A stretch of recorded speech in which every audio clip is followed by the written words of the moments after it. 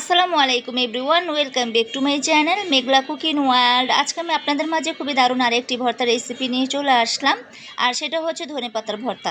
চলুন তাহলে দেখে নিই ধনেপাতার ভর্তা তৈরি করতে আমাদের কী কী উপকরণ লাগতে পারে।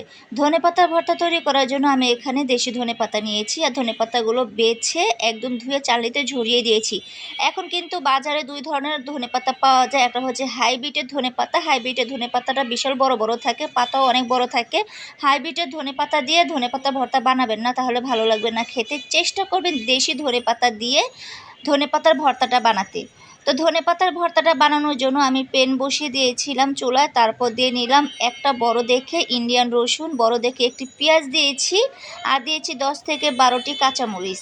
তারপর পরিমাণ মতো পানি দিয়ে নিলাম। এগুলো দিয়ে এখন আমি চুলায় ঢাকনা দিয়ে ঢেকে তারপর সিদ্ধ করার আগ পর্যন্ত একটু অপেক্ষা করব। তো এই যে দেখুন, পেঁয়াজ, রসুন এবং কাঁচামরিচ আমার কিন্তু সিদ্ধ করা হয়ে গেছে, আর হালকা পানি আছে, আমি ইচ্ছা করেই হালকা পানিটুকু রেখেছি। এখন দিয়ে নিলাম আমি ধনে পাতাগুলো।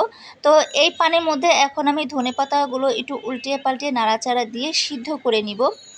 আপনাদের কাছে একটাই অনুরোধ, যারা এখনও আমার চ্যানেলটি সাবস্ক্রাইব করেনি তারা প্লিজ দয়া করে আমার চ্যানেলটি সাবস্ক্রাইব করে দিয়ে আমার চ্যানেলের পাশেই থাকবেন। আর যারা অলরেডি আমার চ্যানেলটি সাবস্ক্রাইব করে দিয়েছেন তাদেরকে অসংখ্য অসংখ্য ধন্যবাদ, এবং আমার অন্তরস্থল থেকে অনেক অনেক দোয়া এবং অফুরন্ত ভালোবাসা রইব। তো এই যে দেখুন, ধনে পাতাগুলো আমি হালকা পানির উপরে রেখে নাড়াচাড়া দিয়ে সিদ্ধ করে নিয়েছি, আর এই পর্যায়ে দিয়ে নিলাম কিছুটা সয়াবিন তেল। তেলটা দেওয়ার পর আমি আবারও রসুন, পেঁয়াজ, কাঁচামরিচ, ধনে পাতাটা তেলের উপরে উল্টিয়ে পাল্টিয়ে নাড়াচাড়া দিয়ে ভেজে নিচ্ছি। তো এই যে দেখুন, ধনে পাতাটা তেল দেওয়ার পর নাড়াচাড়া দিয়ে আমি ভেজে নিলাম। এখন চুলা থেকে নামিয়ে নিব। আজকে ধনে পাতা ভর্তাটা আমি শিলপাটায় করে নিচ্ছি, আর সাধারণত শিলপাটায় ভর্তা করলেই কিন্তু ভর্তার স্বাদ দ্বিগুণ বেড়ে যায়। আপনারা চাইলে ব্লেন্ডারও তৈরি করতে পারেন। তো এই যে দেখুন, এখন আমি পরিমাণ মতো লবণ দিয়ে নিলাম।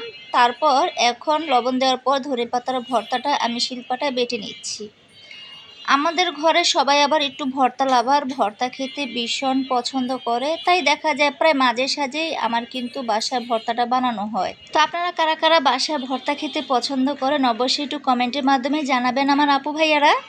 একদম মিহি করে আমি ধনে পাতার ভর্তাটা বেটে নিব। আর এই ধনেপাতার ভর্তাটা আপনারা কিন্তু গরম গরম ভাতের সাথে পরিবেশন করবেন। দেখবেন গরম ভাতের সাথে ভর্তা খেলে কিন্তু ভীষণ ভালো লাগে।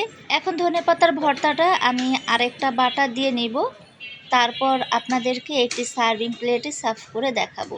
তো এই যে দেখুন, ধনেপাতার ভর্তাটা কিন্তু আমার বেটে নেওয়া হয়ে গেছে। এখন আমি সার্ভিং প্লেটে ধনেপাতার ভর্তাটা তুলে আপনাদেরকে দেখাচ্ছি। চলুন তাহলে। সবুজ ভাতের সাথে গরম গরম সাদা ভাতটা মাখলে কি যে দারুণ লাগবে, আলহামদুলিল্লাহ। ভর্তা দেখে তো আমার এখনই জিভে পানি চলে আসছে, ভাবছি কখন যে গরম ভাতের সাথে খাবো।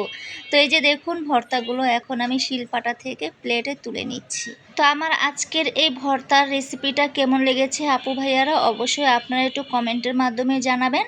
আজকের মতো বিদায় নিচ্ছি, আবারও দেখা হবে নেক্সট কোনো রেসিপিতে। আসসালামু আলাইকুম।